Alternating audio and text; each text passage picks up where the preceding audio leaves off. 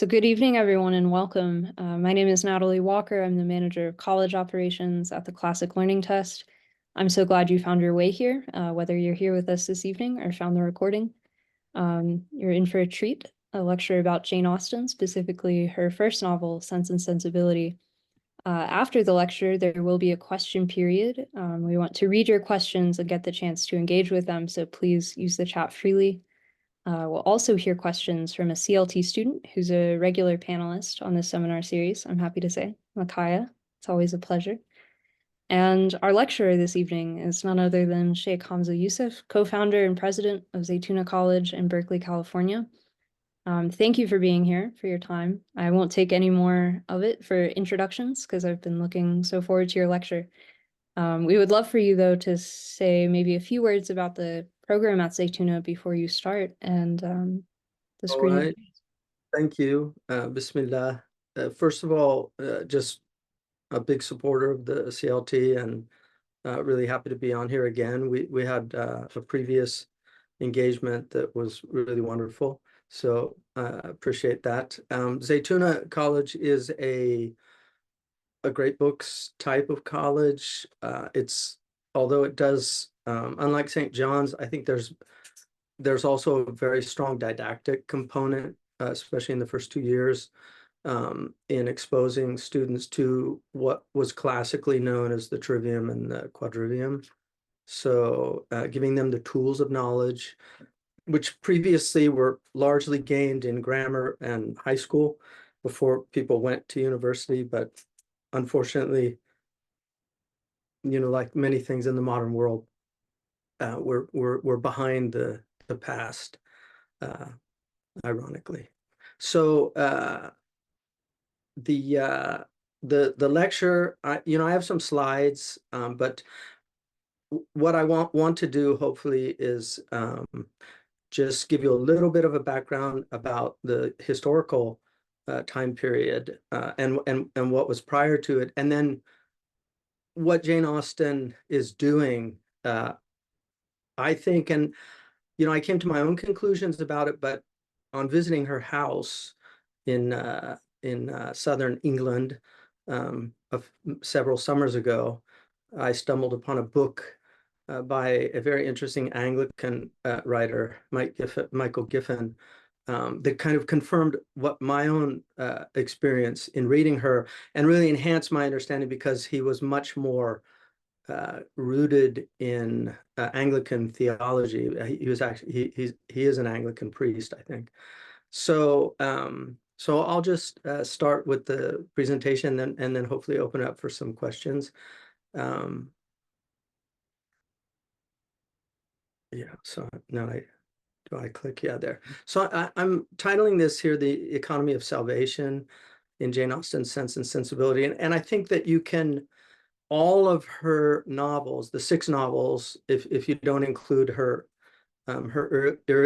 earlier epistolary novel, Lady Susan, all of her 6 novels are really dealing with this theme of the economy of salvation. And so I'm going to look really at Sense and Sensibility. And this was a debate that I had with my father, who was actually much more steeped. He was the one that introduced me to Jane Austen. He had been a professor of literature at Whitman College, and was just, I think he reread the books many, many times. So we had a lot of conversations about Jane Austen, and my father was not convinced that she reached what's in traditional biblical exegesis known as the anagogical level of interpretation. He felt she was at the moral and the allegorical, but he wasn't convinced that she was writing at that level. And for those of you who might not be familiar with that, the Latins had this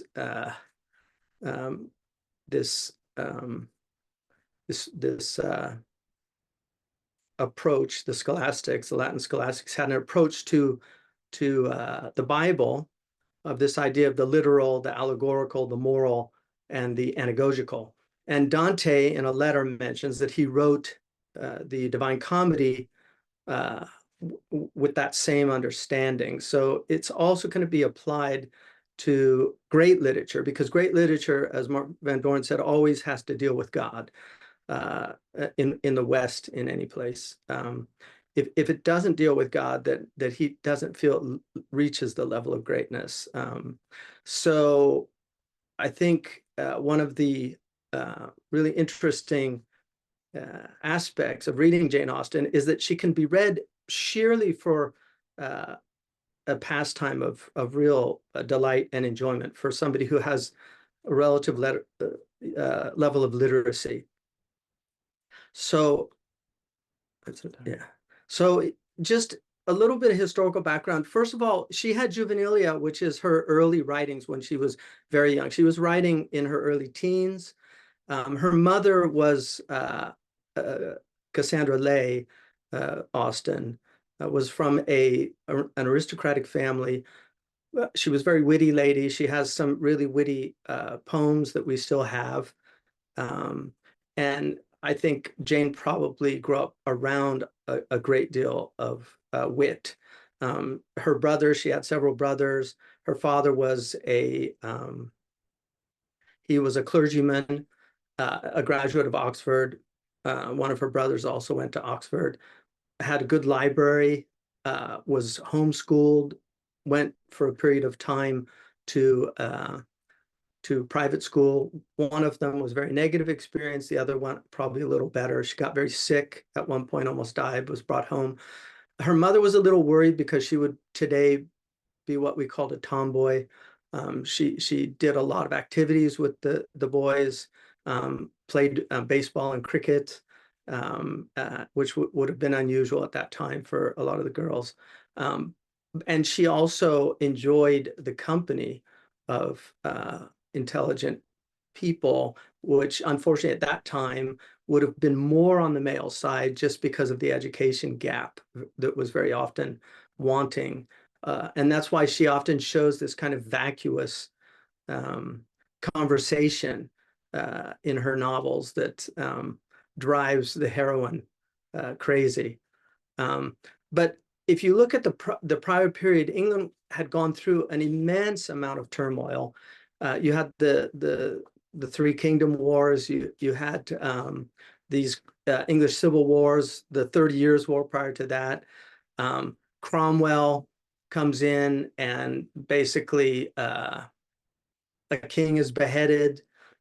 This also was an immense. We can't really imagine today what this meant because of the divine right of kings, the idea of commoners beheading a king. This was a real shift. And then the Commonwealth is declared. You had the levelers, these egalitarians. So the spirit of Jacobinism is really starting to emerge, and it will culminate in the French Revolution. So then you have the Great restoration of the king. So Charles II comes in, coronation. Now, at this point, things are beginning to really change. In 1776, America declares its independence, and major shifts are happening just politically. The first secular country is coming into existence, followed by the second secular, which is more of a laicist, unlike America. And by that, I mean, France was completely eliminating religion, whereas the United States, I think, had a secular, more separation of church and state, but not like the French. So Jane, who's really born in the year of that revolution in America, she is going to really be influenced by these events, because England, the French Revolution had a huge impact on England, and she's also related to a woman who was married to a French aristocrat who is actually guillotined in the Reign of Terror under Robespierre. And Jane was actually with Eliza Hancock, who is a very interesting lady and might have been, and there's a very, really, really excellent biography for people that really want to take a deeper dive. This biography, which is by Claire Tomalin, called Jane Austen, A Life. And she goes into great detail about this, but she basically had, she was experiencing these things. And even though she's very subtle they don't really come up much in her novels, what's happening around them, other than in very subtle ways, because she has a project that is very deep, very subtle. One of the very interesting things about the French Revolution is the Republic was called Marianne, and Marianne was the symbol of liberty. And so in the famous Delacroix painting, she was often shown with one of her breasts bared or both bears breast, and she's carrying the torch or the flag of freedom, the Phrygian cap, which is also the cap that the freed slaves wore in Turkey. So the French began to wear these Phrygian caps. So she's displayed in a Phrygian cap, which is also shown in the United States. So there's definitely a relationship between what was happening in the States and then France. So you can see the Republic of France. Marianne represented liberty, equality, fraternity. So it's the personification of these three. There are statues all over France of Marianne. And I, even though I haven't seen this, I'm convinced that the readers of that would have gotten that illusion. I mean, I just can't believe they wouldn't have known that, because it was very, very well known. Marianne is enthroned on as reason, which is ironic also, because there's an irrationality that the Reign of Terror has, or reason completely divorced of sensibility. I mean, you could look at it either way. The Statue of Liberty, believe it or not, is modeled after Marianne. So, and Jane Austen was not, she really felt that that America was, because it didn't have a religious foundation, it was not a defender of faith as a government. She actually, in some of her letters, mentions that she felt England had a protection that America did not have because of that. So the Georgian age, all these guys named George come in. This is the Hanover line. They're actually more German than they are British, but a period of stability. Hobbes obviously is writing right before this, the Leviathans, just the importance of having the monarchy, having stability. She's born a year before the revolution, 1775. So, and unfortunately dies very young. It's amazing. We just don't know what we would have gotten had she lived longer. This is pretty accurate because it's taken from really the only portrait that we, not portrait, but picture that we have from her sister Cassandra, who drew this likeness of her. And this is basically a portrait done from that sketch. Now, to get to Sense and Sensibility, and it is the first published work. She begins writing it in the late 18th century, around 1797, but she will continue working it and reworking it until about for about 12 years. So this is an extremely sophisticated novel. It's not the first one she wrote, but it is the first published, and it did not, it was accepted reasonably well, but it did not have the kind of impact that it would come to have. If you look at the names, they're very interesting. So Eleanor, and I genuinely believe that she was very intentional in the name. So Eleanor is Hebrew for the light of God.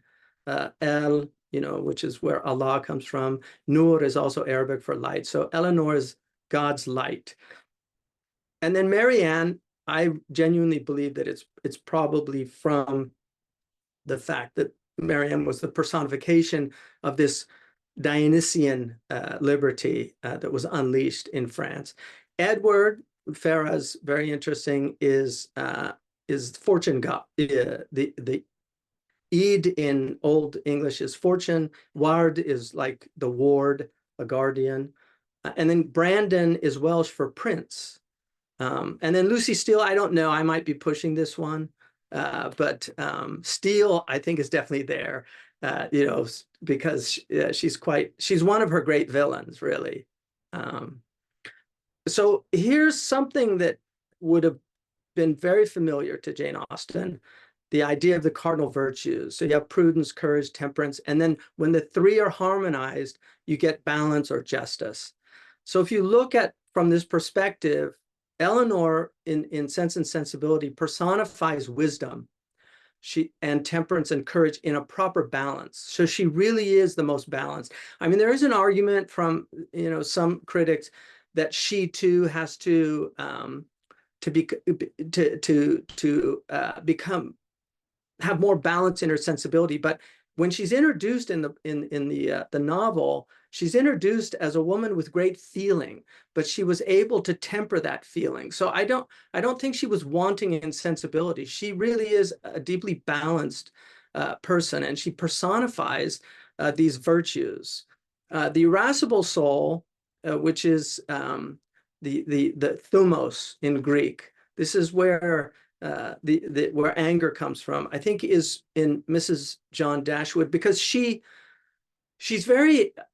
definitely angry about what's happened to her. It's unfair. She's getting kicked out of Norland, out of this amazing place.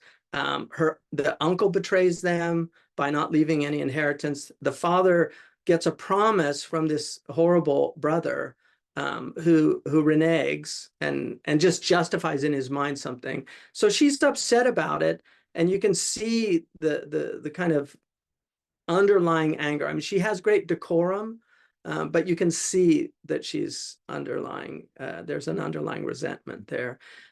Marianne personifies this lack of temperance. And so these are the courage, wisdom or prudence, courage, and temperance are the moral virtues. And so this novel really is about coming into balance.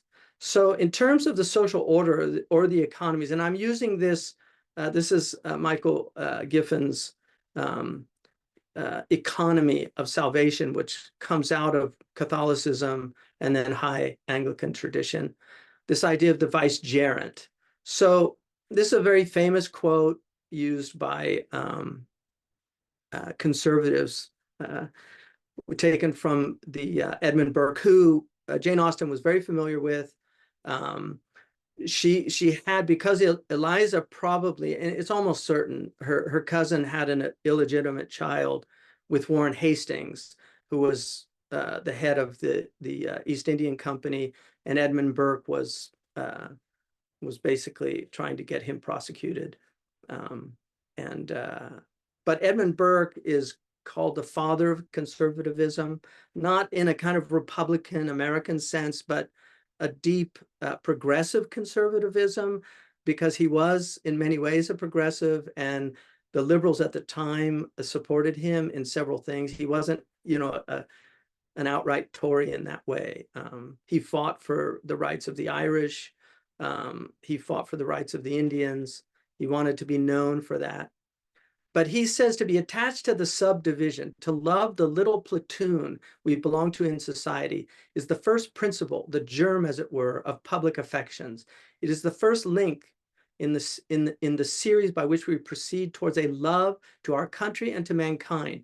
The interest of that portion of social arrangement is a trust in the hands of all those who compose it, and as none but bad men would justify it in abuse, none but traitors would barter it away for their own personal advantage. I think this is at the heart of Jane Austen's storytelling. She cares deeply about the community, the society to which we belong. And this is why, if you look at all of her novels, they have manners that are in disarray. So this is the fallen state. She always has manners, households that are really dysfunctional. In Pride and Prejudice, the Bennets are a disaster. The mother is a disaster. The father is checked out. He's very cynical, and the daughters are all over the place. And then Darcy also he's immature also, so he's not there yet. And this is what, to use Gadamer's term, in Truth and Method, he has this idea of a clash of horizons, and Giffen argues that this is a really good way to look at her novels, that she always has a clash. There's always miscommunication going on. There's always this prejudice and quick to judge. And so there's a clash of the horizons of her heroine and hero. And over time, there will be a fusion of the horizons. But what she's out to do is her focus is what the Greeks becomes soteriology, which is soteria is salvation. She is out to save the society, and it can only be done when the lay household, the economia of the lay household, the economics of the lay household, which is the squire, the lord, and then the parsonage, the clergy, these two households have to be healthy. They have to be virtuous. They have to be upright, and they have to be well taken care of in order for the community to flourish. One is the secular, the other is the sacred. And without these two in healthy balance, the community will suffer.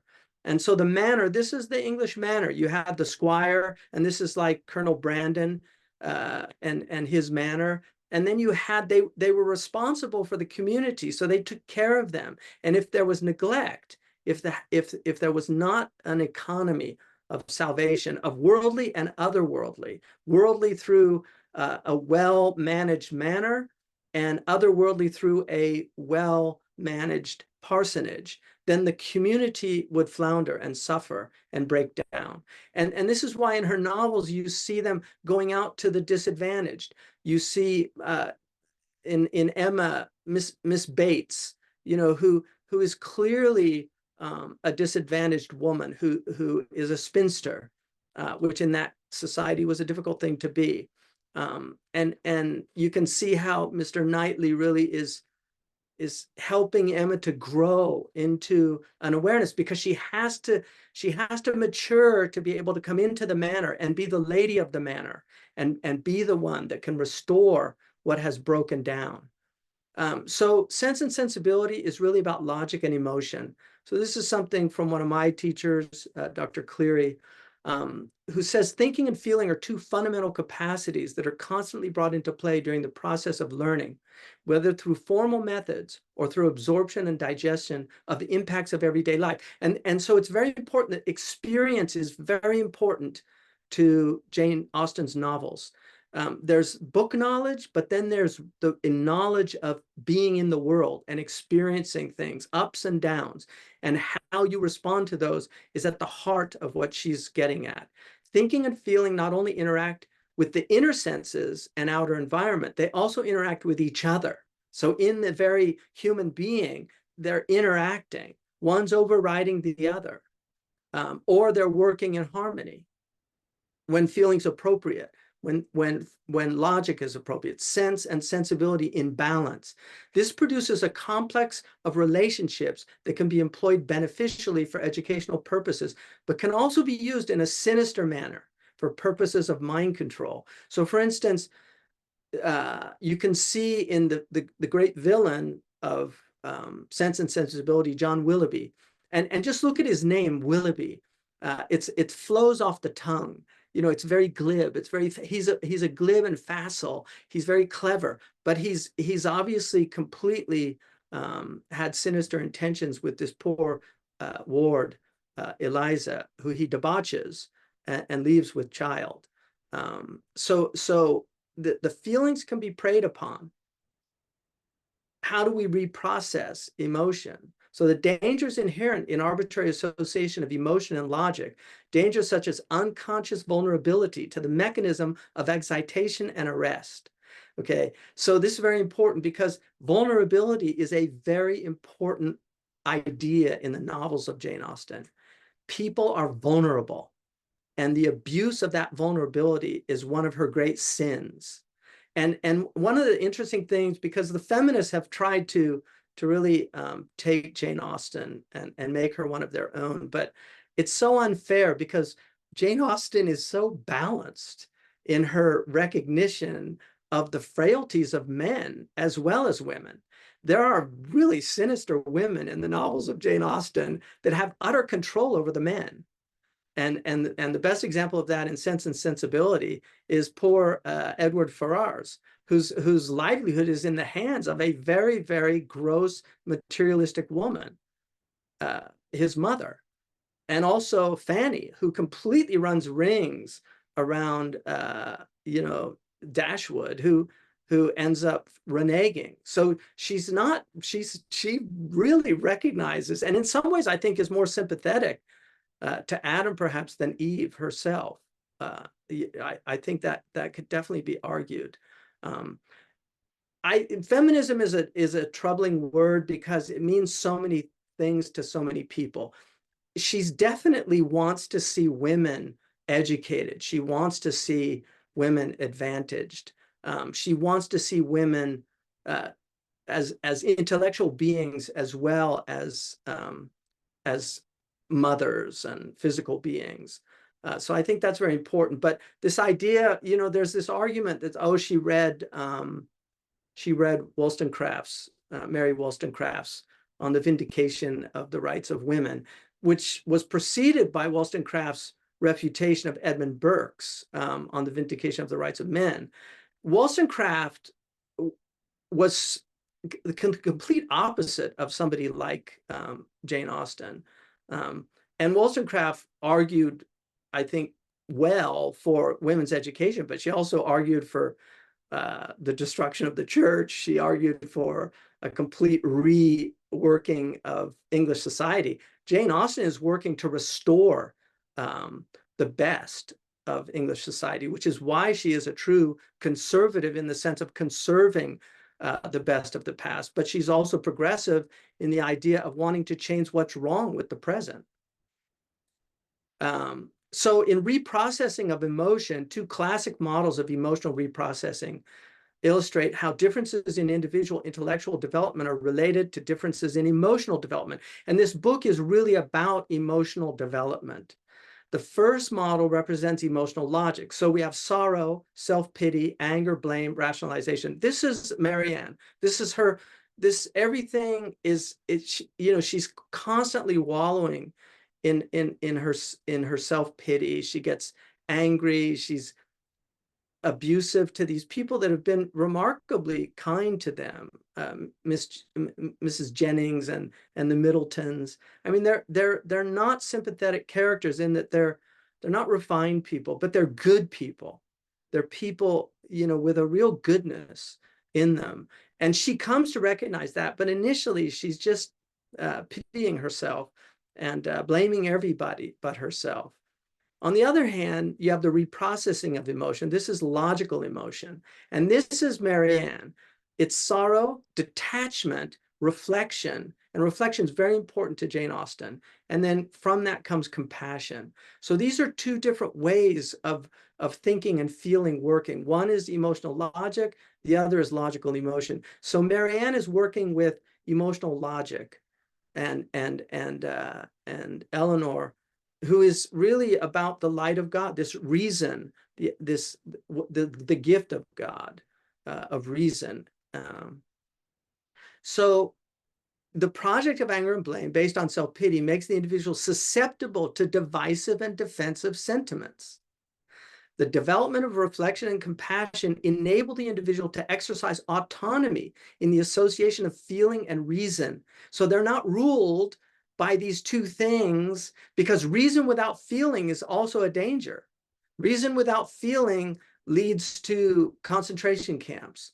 It leads to just horrible things, that the crimes that are committed in what's logical or reasonable, where we can kill women and children because they're in the way of our real targets. I mean, this is the type of reason without sentiment. So she really understands the importance of sensibility, but she's also very aware, because she grew up in a milieu of she's really from the neoclassical period, and she's responding to this kind of romanticism so there were all these novels of sensibility, and in many ways she's really mocking them, and they were actually, many of them were Christian morality tales, and I think what's powerful about Jane is that she resists the temptation to be didactic in an overt way. She's profoundly didactic in the most subtle of ways by showing us how people live, how good people live, and how bad people live, and the results of that. I mean, in Sense and Sensibility, her villains don't really get it. In other words, they're not really punished like some of the other novels, but she's never melodramatic in that way, and the reason she's writing comedies is because she is a believer, and comedy in the sense of, there are two views of the world. One is a tragic view, and the other is a comedic view. That comedy in the sense of the Divine Comedy that will have a happy ending. And this is what she's about. She's about happy endings, and happy endings result from virtuous lives. And that's really what she's at. And so the development of reflection and compassion enabled the individual to exercise this autonomy, which is really important, with the result that one cannot be deceived or psychologically manipulated by emotionally charged rationalizations. So if you look at emotionally charged rationalization. So when Eleanor presents to Marianne that she really doesn't know John Willoughby, she says, I know him like I know my own soul. He's part of me. And then when she mentions, like, when they're riding about on the carriage, and there's no decorum, or at the dance where there's no decorum, she tells her, and she says, if it feels good, it must be right. It didn't feel wrong. So she's in this emotionally charged rationalization because feeling dominates, even though she is an extremely smart, bright young lady, and she's only 17. I mean, a 17-year-old then, though, is not a 17-year-old today, that's for sure. So manners, morals, and grammar. Solecism is a really interesting word. In the dictionary, it means a non-standard or ungrammatical usage, as in unflammable or they was. You will see the characters she doesn't like often use solecisms, and then the lower classes. This is something Shakespeare does as well. A lot of people don't notice this, but in Shakespeare, when he has his the lower classes, they often break iambic pentameter and speak with solecism. So, but it also means a breach of manners or etiquette, any error, impropriety, or inconsistency. It's from soilokismos, which means corrupt speech, and it came from the city of Soloi, which the Athenians thought they spoke bad Greek. So this is this is one of my favorite quotes. I got this from a Catholic priest that teaches at our college, who's an expert on Milton. It is Plato's opinion that an alteration in the style of fashion and of dress portends grave disorders and changes in the state. Think of the 1960s. If you look at pictures before the 1960s, everybody's wearing nice suits and coats and ties, and the women are all dressed very well. And then the 60s come, and suddenly massive changes in the way people dress. But here's what Milton says: I would maintain rather that when the language falls into corruption and decay, the downfall of the state and a period of degradation and obscurity are at hand. For is it not the use of words which are illiterate and mean, he means debased, incorrect in form or wrongly pronounced, a very clear indication of a slothful and sluggish disposition among the people, and a proneness to submit to any form of slavery? On the other hand, we have never heard of an empire or a country which did not enjoy at least moderate prosperity as long as its people continued to cultivate and take a proper pride in their language. So the argument is that as a society becomes debased, the language becomes debased. They go hand in hand. And this is why Arnold Toynbee, one of the things he identified in the corruption of a society was vulgarization, where a lot of swear words become common. People no longer speak with decorum. So these are serious signs of a society that is beginning to collapse.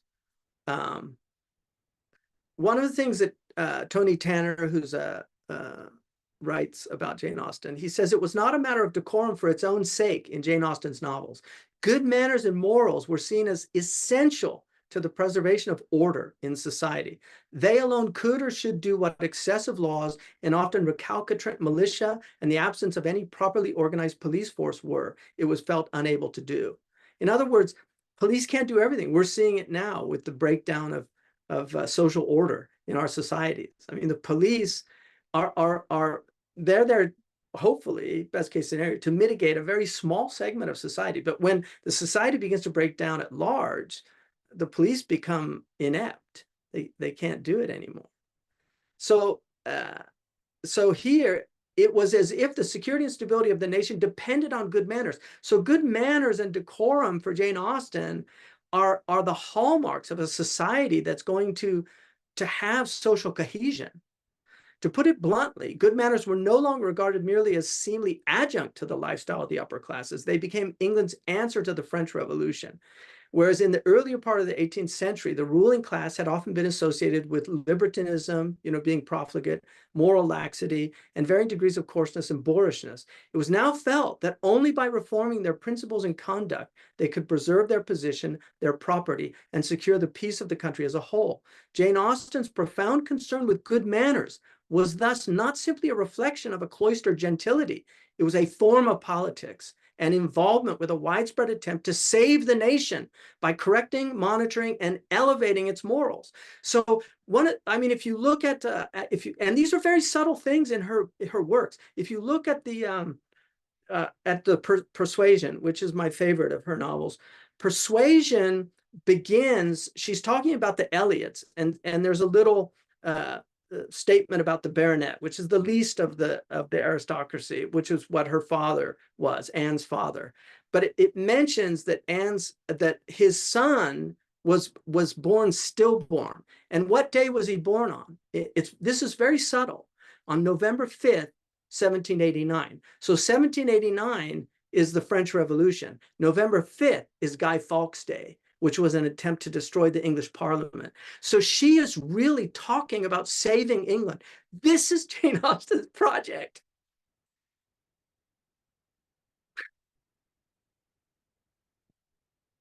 That's her project. It's amazing. She wants to save the country. And this is what her novels are about. It's really stunning. And in that way,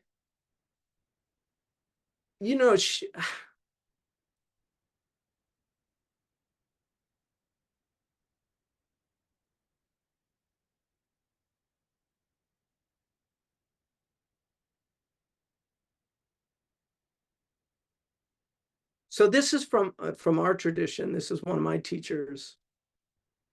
Confusion and error in knowledge, creating the condition for the loss of adab, which is courtesy, spiritual courtesy within the community. The condition arising out of 1 and 2, in other words, confusion and error in knowledge, and then loss of this courtesy within a community, creates the rise of leaders who are not qualified for valid leadership of the community. And this is what she's doing in all her novels. She's preparing these people for leadership, both the lay leadership in the manor, the lady and the man, who are working in harmony with this fusion of horizons to protect the Shire, to protect this is also in the wonderful Tolkien, and I'm not a Tolkien, my sons are more Tolkien, but the Shire, protecting the Shire is so important. The community, not allowing it to break down. So they don't possess the high moral, intellectual, and spiritual standards required for leadership. They perpetuate the condition of 1, in other words, confusion, error, and knowledge, and above and ensure the continued control of the affairs of the community by leaders like them who dominate in all fields. So adab is the Arabic for courtesy, discipline, but it also means good literature and decorum. And so we get back to Solecism and this idea.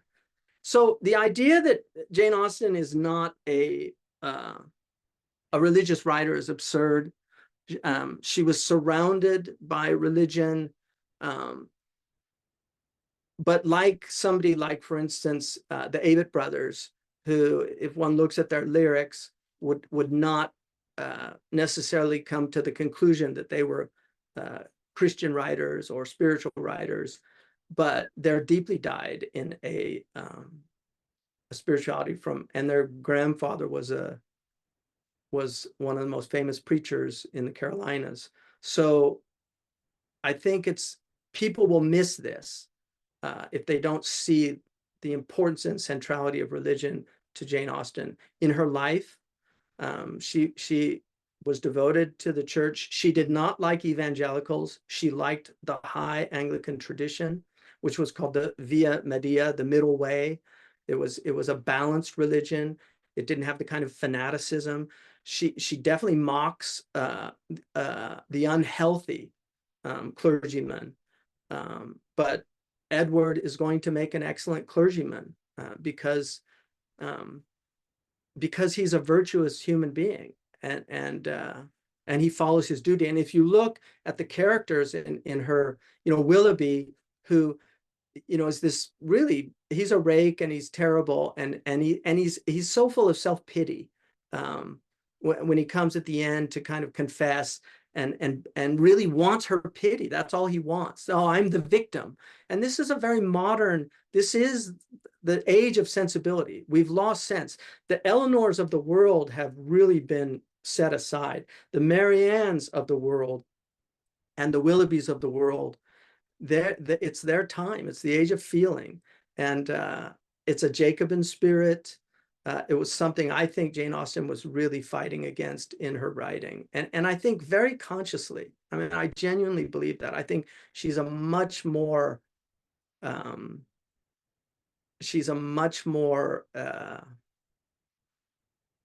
what's the right word? I think the construction of her writing is extraordinarily well thought out. And she's a metaphysical writer in that way.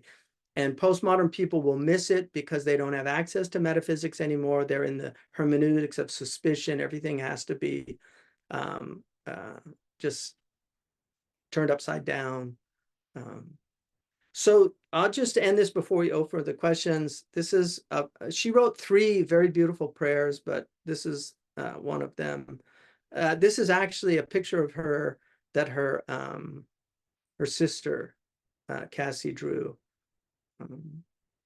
Look with mercy on the sins we have this day committed, and in mercy make us feel them deeply, that our repentance may be sincere and our resolution steadfast of endeavoring against the commission of such in future. Teach us to understand the sinfulness of our own hearts and bring to our knowledge every fault of temper and every evil habit in which we have indulged to the discomfort of our fellow creatures and the danger of our own souls. May we now, and on each return of night, consider how the past day has been spent by us and what have been our prevailing thoughts, words, and actions during it, and how far we can acquit ourselves of evil. Have we thought irreverently of thee? Have we disobeyed thy commandments? Have we neglected any known duty or willingly given pain to any human being? Incline us to ask our hearts these questions, O God, and save us from deceiving ourselves by pride and vanity.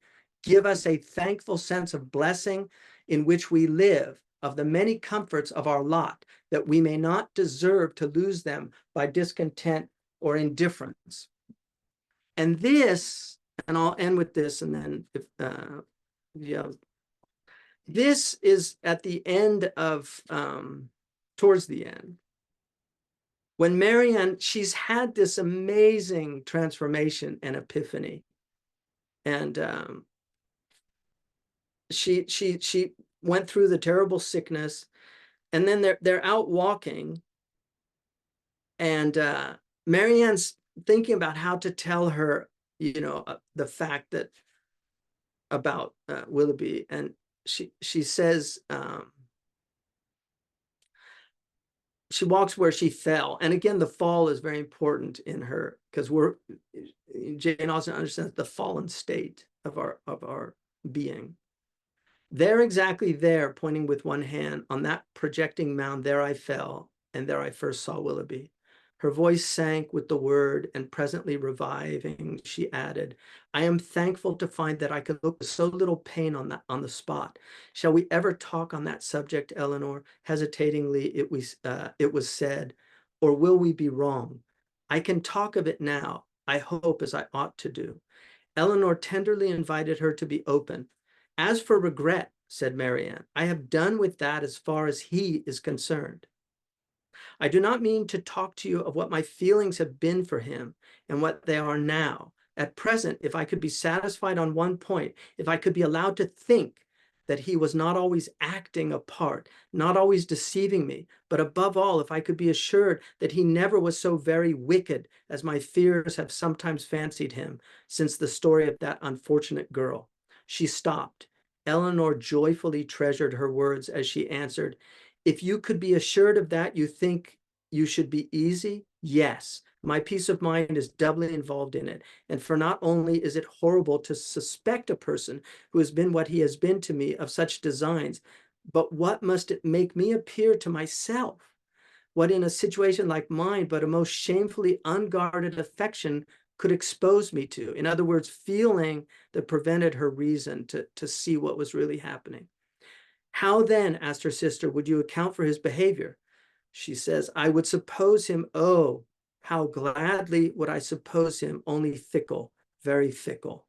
Eleanor said no more. She was debating within herself on the eligibility of beginning her story directly or postponing it till Marianne were in stronger health. They crept on for a few minutes in silence. I am not wishing him too much good, said Marianne at last, with a sigh. When I wish his secret reflections may be no more unpleasant than my own, he will suffer enough in them. And then Eleanor says, do you compare your conduct with his? No, I compare it with what it ought to have been. I compare it to yours. Our situations have borne little resemblance. They have borne more than our conduct. Do not, my dear Eleanor, let your kindness defend what I know your judgment must censure. My illness has made me think. It has given me leisure and calmness for serious recollection. So now it's the introspection. Long before I was enough recovered to talk, I was perfectly able to reflect. I considered the past. I saw in my own behavior since the beginning of our acquaintance with him last autumn, nothing but a series of imprudence towards myself and want of kindness to others. So she's no longer the victim. I saw that my own feelings, this is now logical, it's emotional, logical emotion, not emotional logic. I saw that my own feelings had prepared my sufferings and that my want of fortitude under them had almost led me to the grave. My illness, I well knew, had been entirely brought on by myself, by such negligence of my own health, as I had felt even at the time to be wrong. Had I died, it would have been self-destruction, in other words, suicide, which for them would have been a very grave sin.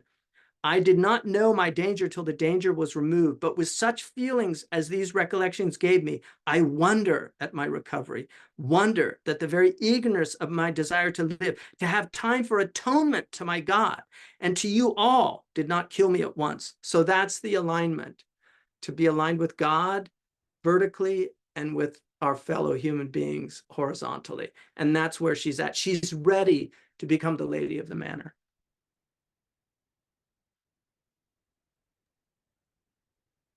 Fantastic. I'll ask the first question and then I'll give it to Micaiah. And again, anyone can put a question in the chat. I'm sure we have many between us. So one thing I'm wondering about is the many secondary characters, most of the neighbors usually. That's Jane Austen at her funniest a lot of times. Like they're almost caricatures sometimes. And I'm wondering where they fit into this project, the restoration of society and sort of love of community. I could Well, imagine thinking maybe that they're almost too flat or almost not sympathetic, but what do you think? well, I think that one of the things that she's really trying to inculcate is this kind of non-judgmental attitude. And I think her great characters end up seeing, their snide remarks are inappropriate. There's a genuine love and regard for humanity that begins to emerge. And even the fact that her evil characters, she has sympathy for them. She sympathizes with Willoughby and sees him. In other words, she believes in what the Anglicans call capax Dei, the capacity to know God, that every human being has this capacity. And so she's a brilliant social critic. She and clearly in her letters, which many were burnt, most of them, I think 3,000 were burnt. We only have 160 of her letters, but apparently they were burnt because Cassandra did not want to see, to kind of show a side, because she did talk about neighbors and she did. And so I think she's, she had her own human frailties as a person, but she, remember, she's idealizing, like she's showing us an ideal that we have to aspire to.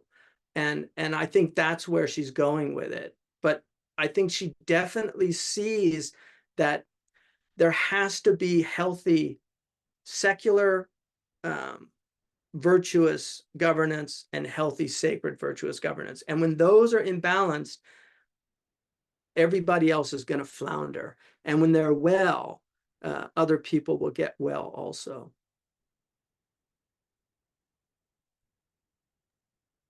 Well, maybe I'll ask one follow-up question and then ask Micaiah for hers. So the idealizing, or like the ideal vision, I think it might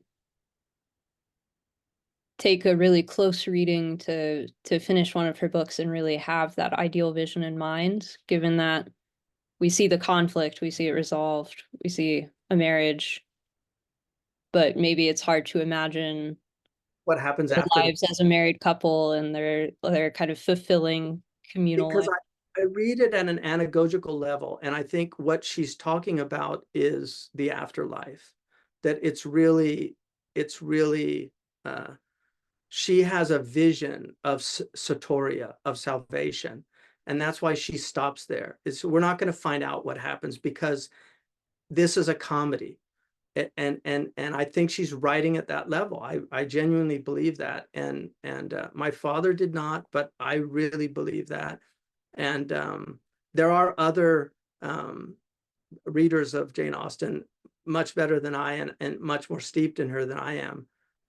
But that's my view, and I don't think I'm reading into it. I genuinely think that there's anybody that examines her life, her devotion, her brilliance. I mean, she's clearly, I mean, arguably, I mean, I've spent a lot of time in great literature from around the world, and I really, I mean, even though my opinion doesn't amount to a hill of beans in the grand scheme of things, I genuinely believe she's one of our species' really greatest writers. And I think that's why so many people all over, I mean, there's, in India and Pakistan, there's so many Jane Austen societies, I mean, she resonates with so many different types of people because she is truly universal. Yeah, absolutely. Micaiah, would you like to jump in? Do you have questions? All right, I've actually got a couple of questions. But so I guess the first one would be thinking of the book as sort of the out like I guess about society as well. um and Marianne is sort of representing like the French Revolution ideals of society with the freedom and the recklessness almost. Would that kind of imply that Jane Austen is saying that for a society to truly reform and be well ordered and just and reasonable, that it would need some sort of like painful humiliation like Marianne had? Or that like, is there a character that Jane Austen uses to show somebody having, I guess, a more intellectual sort of epiphany where they come to a realization, but it's not so dramatic or like doesn't take such a personal toll on the person, and how would that like allegorize to societies? Great question. I have to think about that. It's a really good question. I think she's living in a time of immense change. Capitalism is really becoming the dominant force. Money has a much more central role. Upward mobility for the first time. I mean, one of the things that they don't like the Middletons, the Ferrers don't like the Middletons because they earn their money in a low way. Well, the low way, in according to this is a really nice annotated version. So the low way meant through trade. In other words, they were merchants.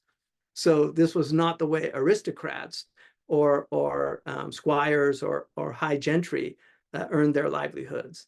So there's a snobbery that she's very much opposed to, and I think she's deeply concerned about this lack of balance between sense and sensibility, between logic and feeling, between our rational mind, our irascible soul, and our concupiscent soul, the lower self, and that order, which even in our physicality, God put the head on the top, the chest here, and then the stomach and the genitals down below. That verticality, if that's inverted, the society falls into chaos.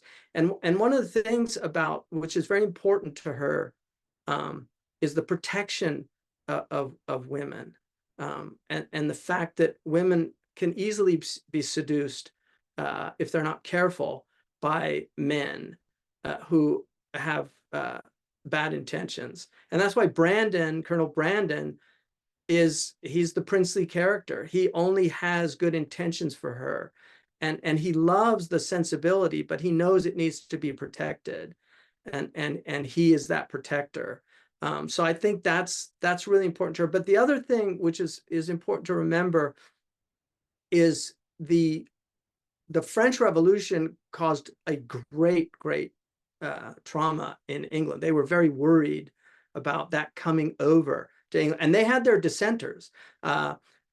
William Godwin, who's really one of the first anarchists, he was a free thinker and had an affair with Mary Wollstonecraft, and actually gave birth to Mary Shelley, who ends up writing Frankenstein.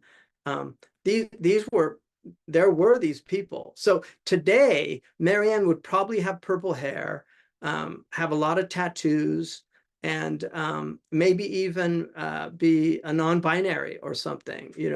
I mean, I think that's something that Jane Austen would not be surprised by our society today, because sensibility rules the day.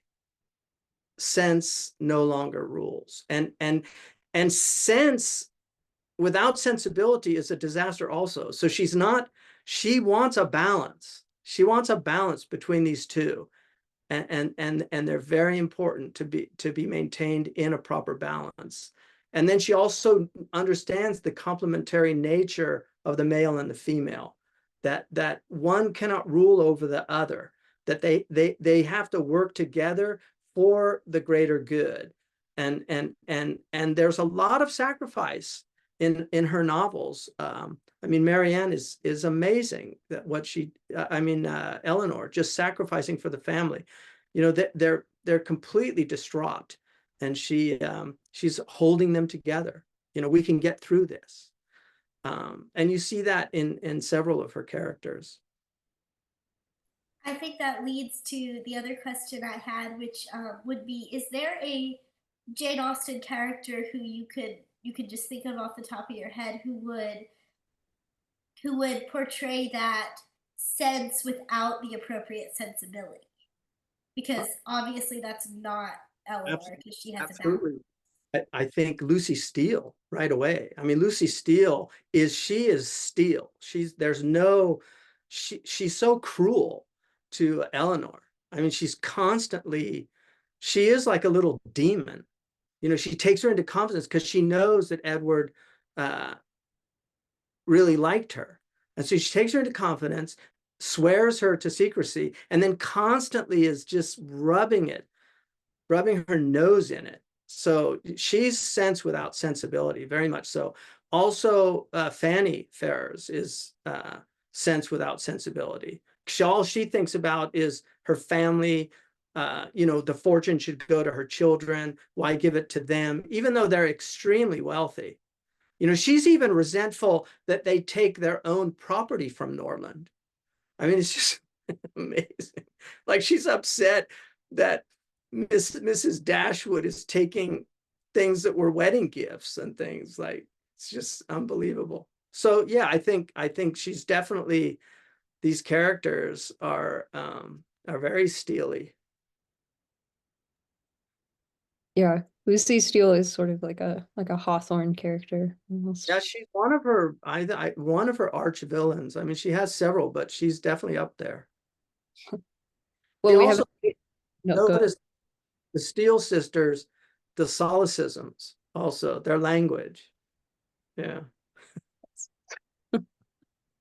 We have a great question in the chat to close on, I think. Although I wish we could keep talking. Asia asks, who are your favorite Austen hero and heroine? Doesn't have to be from the same book. Yeah, I think Wentworth and Anne Elliot. And that's another, maybe we'll do this again, because Persuasion is her last novel. I mean, she didn't finish Sanditon, but Persuasion is there's a sadness to it that's not in her other novels, but her horizons are beyond England now, because it's the ocean. So she's transcending England. She's it's a very interesting, but yeah, Anne is amazing. She's an incredible character. Emma's wonderful. I mean, she's created such marvelous creatures, you know, and they're so alive. You know, they really are. They're just, that's why I think we relate to them so much, and they affect us. You know, there's a real Aristotelian catharsis in reading her novels that occurs because she's given us things that are so real. There's yet another great question in the chat. I'll at least read it so we can all think about it, but I won't make you answer it. It's about the breakdown of the family and asking what causes that breakdown in Austen's novels, what she was seeing in society. But for another time. Oh, a book recommendation. Very important book. Perfect. This book will completely floor you because it was written in the 1940s and he saw everything that's happened. Excellent. That one's free. Okay, well, thank you so much for your time. This has been wonderful. We have so much to think about. Thank you, Micaiah, for your participation as well, and for everyone. Great questions, and I'm sure you'll do very well in your studies, but I look forward to maybe seeing what you do. Thank you. Fantastic. Thank you all. Good night.